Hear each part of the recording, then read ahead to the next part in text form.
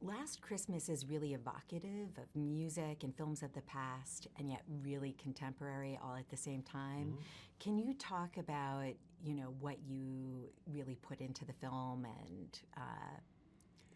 Yeah, I mean, we wanted to, you kind of want to make a Christmas classic. That's always what you aim for when you're making a Christmas movie, but you wouldn't have that if you didn't have a great script. And this all started with Emma Thompson sending me a script about 1.5 years ago called Last Christmas, and she said, I think we'd have fun doing this, and I read this script, and I just fall in love with it. I can't believe how wonderful it is. I mean, of course it is. It's from Emma Thompson, who won an Oscar for writing a movie already. So, yeah, but then, you just have to load it up with great characters, beautiful scenery, great Christmas music, and also a great soundtrack. And on top of all of this, we've got this amazing George Michael soundtrack of 15 of his songs, including one that's never been heard before. This film is really inspired by music and films of the past, and yet it's very contemporary. Talk about what makes it a modern classic. I think when Emma set out to write this script, she had that in mind.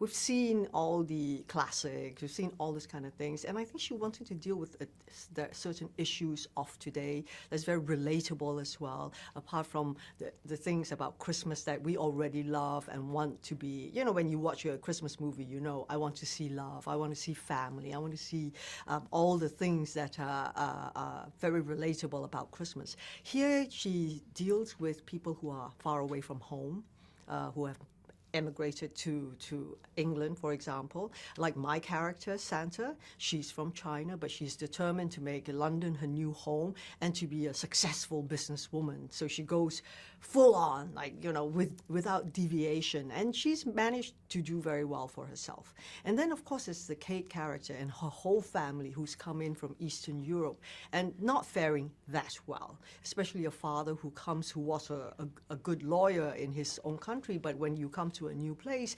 generally you're unable to practice your profession because the rules are different and things like that. And then she deals with the people who are homeless, which are very prevalent around not just London, but in many of our cities today, and how we can, if we open our eyes and heart, to reach out to them. And I think at the end of the day, which, like all Christmas stories, it talks about family, it talks about redemption, it talks about forgiveness, because we all want to come together, and sometimes we hold on to anger or grudges or unresolved issues, then we don't come back for Christmas. And I find with this one is like, one thing you must learn to do is forgiveness.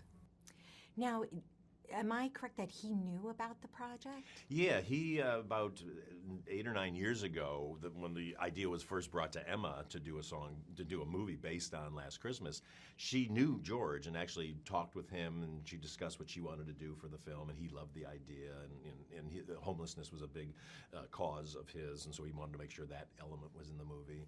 And yeah, so he was very aware of it, which made it much easier to convince his estate to let us use so many songs. Why does Santa have such a soft spot for Kate? For Kate? Yeah. For forgiveness? Yeah. Why does she give her so many second chances? Because, when she first hired Kate, being the businesswoman she was, she saw a great potential in Kate as the best sales lady that she wanted. And so it was for business that Santa took on Kate. And as this is being a human being, as time goes on, you start growing fonder of someone. There are certain things, and I think at the end of the day, Santa also wants to have family. She wants to have people that she can care for. We Asians are not very good at expressing. We don't know how to say, oh my God, I love you so much. Come here and let me give you a cuddle. We're much more sort of reserved in that way. And you can see even when she deals with Kate, it's like, oh yeah, you can do this. But, it's never like, oh yeah, go ahead and take whatever you want. It's always to remind her, don't take it for granted. You have to be appreciative. And I think that was so good for Kate because she was so lost in herself, drowning in her own self-pity as well, not being able to come out and go, it's okay, I can, let people embrace me and not think that they're just trying to, overwhelm me.